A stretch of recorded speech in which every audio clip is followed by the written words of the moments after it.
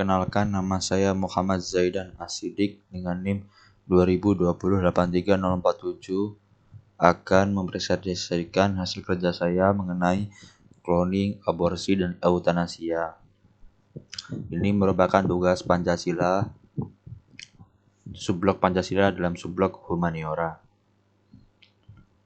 Baik, yang pertama saya akan menjelaskan mengenai cloning.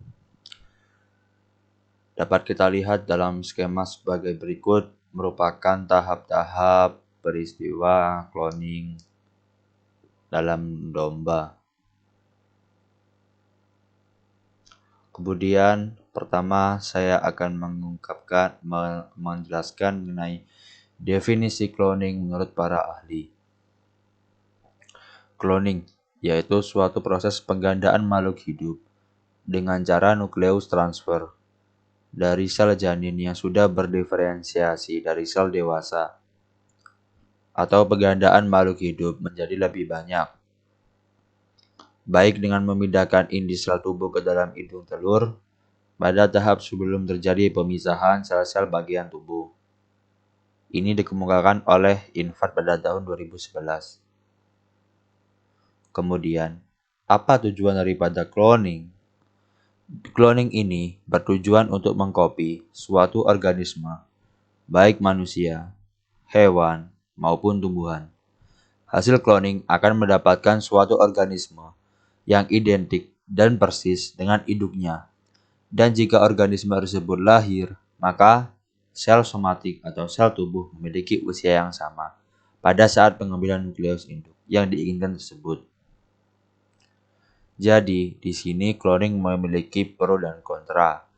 Pro-nya yaitu ini sebagai teknologi, sebagai keberhasilan manusia dalam mengembangkan iptek untuk membantu keberlangsungan dan memudahkan kehidupan manusia. Itu pro-nya ya. Yang kontranya yaitu karena ini hakikat manusia sebagai manusia yang bermartabat itu tercoreng. Dikarenakan ini tuh seperti membuat manusia baru, seperti menciptakan manusia baru, di mana yang berhak menciptakan hanyalah Tuhan.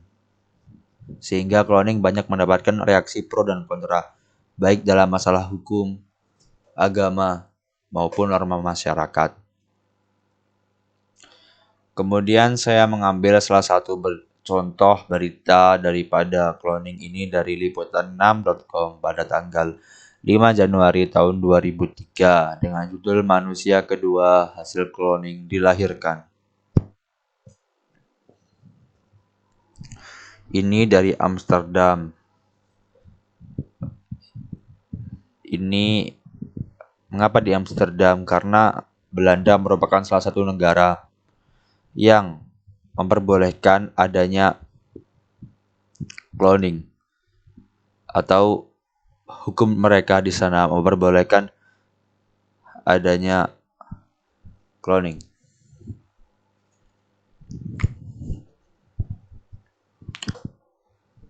Jadi di sini dapat disebutkan bahwa sebelumnya sudah ada manusia cloning. Kemudian dapat dilihat pada baris terakhir, hingga kini para ilmuwan masih tidak yakin tentang konsekuensi yang terjadi bila sel telur yang dipakai bukan milik sang ibu. Selain dari segi hukum, agama, moral, dan etika, dari segi ilmu pengetahuan pun pada saat itu, mungkin sekarang ini juga, cloning pada manusia ini apakah menimbulkan bahaya efek samping bagi individu baru yang lahir tersebut? Apa saja penyakit atau mungkin bisa sindrom atau mutasi apa itu masih diteliti dan tidak baik istilahnya. Oke, terhadap pro dan kontra tadi dapat saya kemukakan pandangan dan opini saya mengenai cloning, yakni cloning dalam pengembangan iptek baik apabila sejalan kebutuhan manusia, hukum, agama, etika, moral, dan norma, seperti mengkloning hewan dan tumbuhan untuk manfaat manusia itu baik. Akan tetapi, Apabila cloning dilakukan untuk menciptakan manusia dengan kondisi kecerdasan, fisik, dan mental manusia yang diinginkan, atau mengkopi atau menciptakan manusia, maka akan bertentangan dengan hukum, agama, dan etika itu sendiri.